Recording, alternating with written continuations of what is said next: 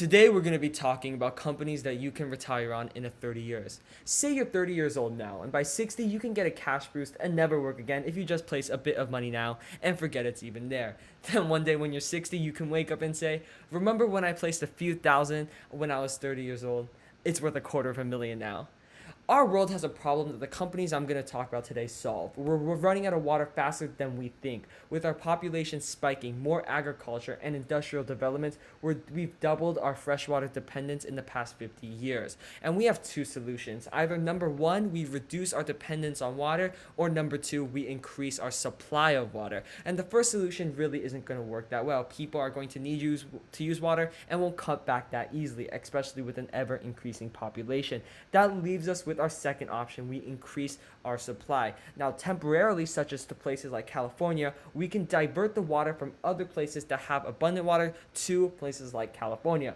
However, that solves our lack of water in one area while causing a problem in another. And because of this, what you just saw, desalination will be one of the only feasible things to do to combat this problem, which is where our companies come in. Companies such as General Electric, Brookfield Infrastructure Partners, and Veolia Environment. And don't worry, at the end I'm going to choose my favorite and tell you guys the differences between them. But for now, let's take a look at the desalination industry as a whole.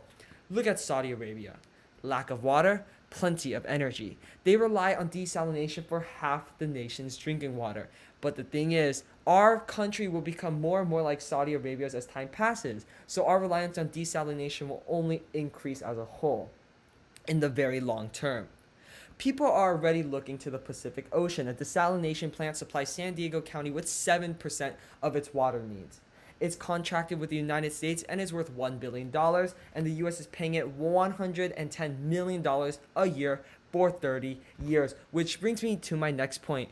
By the nature of the importance of desalination plants, they get very stable contracts from the government, which is good for us investors as we know they will be making, or how much they will be making within a certain plant for many years. It also reduces the volatility involved in contracts falling out with the government, and because of that, I consider them to be very safe investments. Now moving on.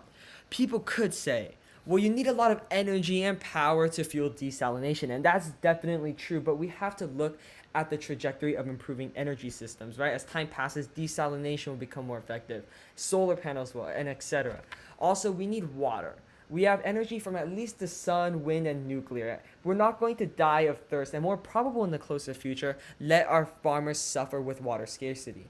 No, we're going to use the energy we have to make water, even if it's not the best for our world to use those fossil fuels. Unless strict guidelines are set into place by governments, which most likely they won't since they've already started to support desalination plants, I believe that our economy is leaning towards a desalination future, even if, once again, it's not the best for our environment.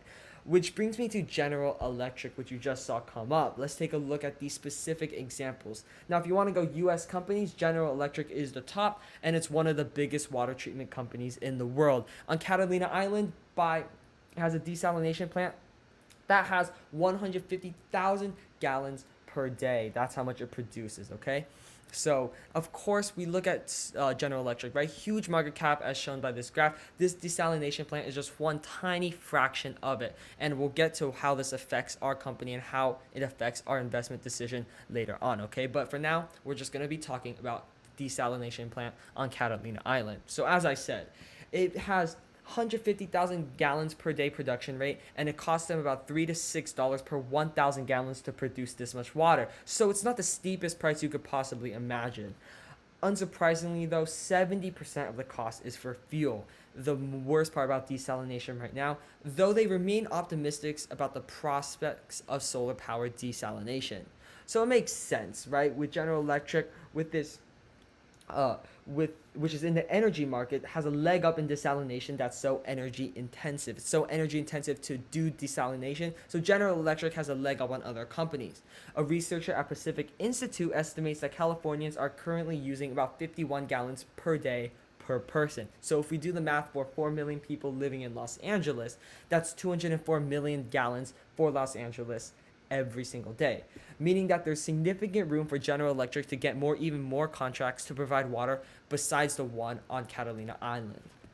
But General Electric isn't actually the biggest desalination company. This distinction goes to Veolia Environment, which has 1,950 desalination plants in 85 countries, which warrants its $18 billion market cap. Okay, it has 1,950. That is a huge number. And most importantly, it supplies Sydney, Australia with 15% of its water. And from that percentage, it's clear that while we won't go fully dependent on desalination, huge contracts are being awarded to help with the water crisis. Now, the second biggest company isn't General Electric either. It goes to Suez Environment, which has a good 23.4% margin on its earning before interest, tax, and depreciation. But otherwise, it's pretty similar to Veolia, trying to increase its portfolio of desalination plants. But if you're looking for and this is their graph with a $14 billion market cap, just to mention that. But if you're looking for a large company that also gives healthy dividends, then Brookfield Infrastructure Partners, which has a subsidiary called Poseidon Water, is your bet. So it provides a 3.7% dividend, so that's quite generous, and it generated more than $1 billion in free cash flow last year. So while it has a $16 billion valuation, it might be a bit overvalued, it's still worth looking into. But now that we've seen the main players, the question is, which one is the best? And I personally would go in between a split between multiple, okay? General Electric, firstly, as 25% of your portfolio because it's more safe, right? Has its feet in many areas. So, of course, you might not get the full exposure that you want to the desalination plant industry, but you get stability from its other subsidiaries.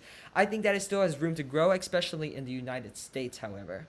Now, Veolia is amazing with its whopping 1,950 plants. It's quite valued quite highly, but I think it is a huge front runner, and it's very exciting to imagine the sheer amount of water that it produces every single day. And so because of this, I think that it warrants a 60% part of your desalination portfolio. And lastly, Suez at 15%, just to gain all that exposure to different companies just in case something happens. Of course, in your overall portfolio, desalination only has to take 1%, as it's a wild card that you hope to see one day in many years, 30 years from now, at 5,000% what you bought it for. I'm curious to know what you guys think about these stocks in the comments. Thanks for watching.